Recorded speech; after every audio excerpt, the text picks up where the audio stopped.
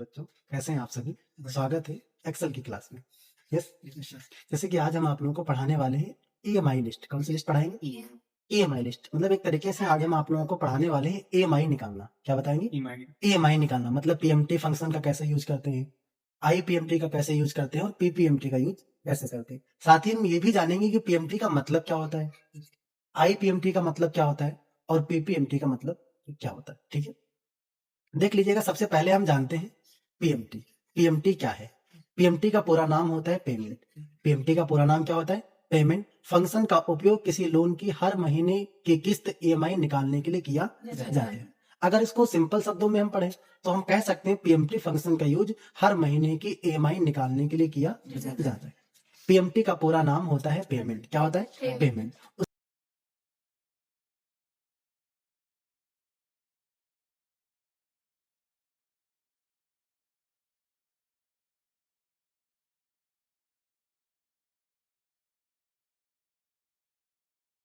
के बाद अगर हम बात करते हैं आईपीएमटी। आईपीएमटी क्या है? आईपीएमटी का पूरा नाम होता है इंटरेस्ट पेमेंट। क्या होता है? जैसे कि पीपीएमटी से मुझे ये मालूम होता है कि एक महीने की ईएमआई कितनी गई, एक महीने की। तो ऐसे आईपीएमटी का पूरा नाम होता है इंटरेस्ट पेमेंट। इससे मुझे ये मालूम होगा कि एक महीने का इंटरेस्ट कितना आया है, एक महीने का इंटरेस्ट कितना है। देखो यहाँ पे बता रहा है फंक्शन से पता चलता है कि किसी महीने में ईएमआई का कितना हिस्सा सिर्फ ब्याज मतलब इंटरेस्ट में गया है। किस में गया? इंटरेस्ट में गया। मतलब सिर्फ इंटरेस्ट कितना गया है। अगर दूसरी जगह हम बात करते हैं पीपीएमटी का, पीपीएमटी का पूरा नाम होता है प्रिंसिपल पेमेंट। क्या होता है? Principal payment. फंक्शन से पता चलता है कि किसी खास महीने में ईएमआई कितना हिस्सा मूलधन मतलब प्रिंसिपल में आया है।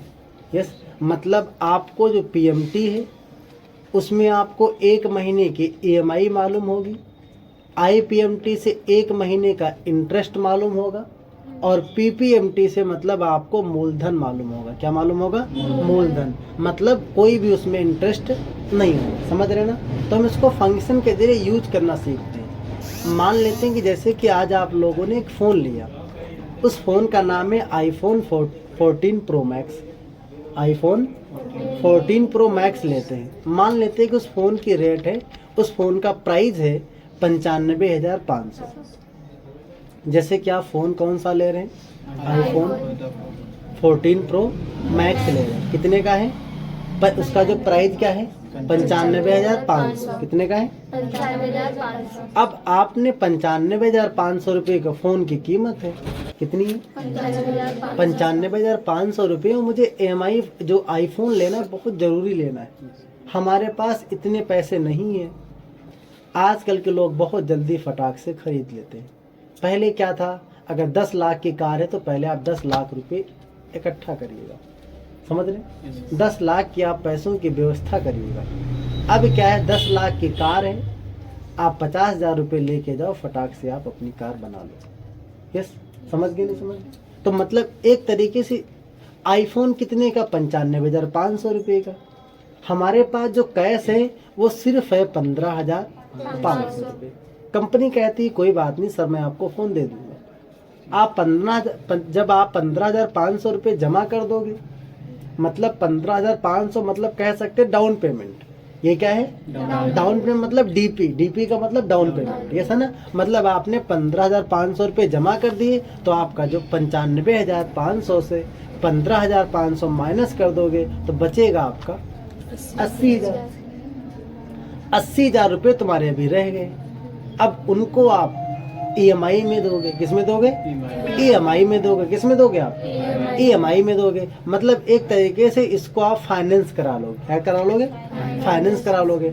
अब आप उनसे ये जानना होगा कि एक महीने की ईएमआई कितनी है, एक महीने की ईएमआई कितनी है। अच्छा, जैसे कि हम बात करेंगे, ये तो बात होगी जैसे कि आपका फ़ोन कितने का है? 95,500 का। पैसा कितना जमा किया? 15,500। बचा कितना? 80,000 बच गया। अब यहाँ पे बात ये होती है, सर इंटरेस्ट कितना लगेगा, मतलब उसमें ब्याज कितना लगेगा।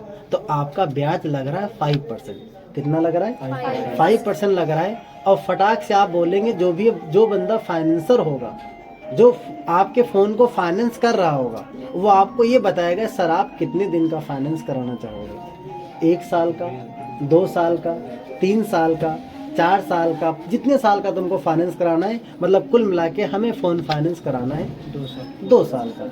अगर आप ज़्यादा साल का, मतलब एक तरीके 3 साल, 4 साल, 5 साल का फाइनेंस कराओगे तो आप इंटरेस्ट ज़्यादा पड़ेगा, कम दिन का कराओगे तो इंटरेस्ट कम पड़ेगा। तो हम बात करते हैं पीएमटी फंक्शन का यूज करते हैं। अब हम लगाएंगे पीएमटी। हम इसमें कैसे चेक करेंगे? तो एक पैसा कितना है? 80,000। कितना है? मतलब 2 साल। 2 साल मतलब कितने महीने हो गए बेटा? 24 महीने। कितने महीने हो गए? 24 महीने हो गए। 24 महीने में 1 महीने की ईएमआई निकालना है। 24 महीने में 1 महीने की ईएमआई निकालना, मतलब 1 मंथ की मुझे ईएमआई निकालना है। आप इक्वल लगाओगे, माइनस में लिख दोगे पीएमटी। दिख रहा है? माइनस में क्या लिखोगे? सबसे पहले हम बात करेंगे इंटरेस्ट की। किसकी बात करेंगे? इंटरेस्ट की। तो मतलब आपका इंटरेस्ट जो है वो किस कॉलम में लिखा है? बी कॉलम है। रो कौन सी है? 6। तो मतलब आपका हो जाएगा B6। जब आप कोई चीज़ फाइनेंस, जैसे क्या होता है, मान लीजिएगा सुप्रिया, आपने प्रिया से 100 रुपये लिए। आपका मन करता है कि आज मैं सुप्रिया 100 रुपये मांग लें, हम इनको 1 सप्ताह के बाद वापस कर देंगे। जब आप इनसे 100 रुपये मांगोगे तो प्रिया आपसे फटाक से क्वेश्चन करेंगे कि आप हमें वापस कब करोगे ना। जब आप कोई चीज़ फाइनेंस कराने जाओगे तो आप उनसे पता करोगे सर इस पे इंटरेस्ट कितना लगेगा। इसीलिए बहुत लोग फाइनेंस कराते नहीं है। आपका फ़ोन है 10 रुपये का, यस, मान लेते हैं कि पेन की कीमत 10 रुपये है, आपने उसको फाइनेंस करा दिया, वो फ़ोन तुमको पड़ेगा 50 रुपये का, तो उसका कोई फ़ायदा है? नुकसान ही नुकसान है, ऐसा ना। तो हर चीज़ फाइनेंस करानी नहीं चाहिए। अगर आपके पास बजट है तभी लीजिएगा, अन्यथा फाइनेंस मत कराएं। यस, तो फिलहाल 5% इसमें इंटरेस्ट है, तो मैंने मतलब B6 हो गया। डिवाइड किससे कर देंगे? 12 से। मतलब 1 साल में सोनी कितने महीने? 12। कितने महीने? 12। कॉमा लगा देंगे बेटा। अब यहाँ पे ईयर ले लेंगे। चाहो तो आप कॉमा लगा के 60 लिख सकते हो, सॉरी 24 लिख सकते हो। 1 साल में 12 महीने, 2 साल में 24 महीने, या फिर आप इंटू 12 कर दो। इंटू 12 मतलब ये 12 को 2 से गुणा कर देगा, तो मतलब आपको फटाक से निकल के आ जाएगा 24। अब तुमको लिखने की जरूरत नहीं है। अब कॉमा, अब यहाँ पे लोन अमाउंट मतलब 80,000। 95,500 से 15,500 से तुमसे कोई मतलब नहीं। आपका बस मतलब है लोन अमाउंट, इंटरेस्ट और ईयर, समझ रहे ना। तो मतलब 80,000। अब ब्रैकेट को क्लोज करोगे तो निकल के आ जाएगा 3,509 रुपये। 3,509 रुपये आपके 1 महीने के EMI निकल के आ जाएगी, समझ रहे ना। ये तो आपने सीखा है पीएमटी, जो कि मैंने भी थ्योरी में आपको समझाया भी। पीएमटी का मतलब होता है EMI।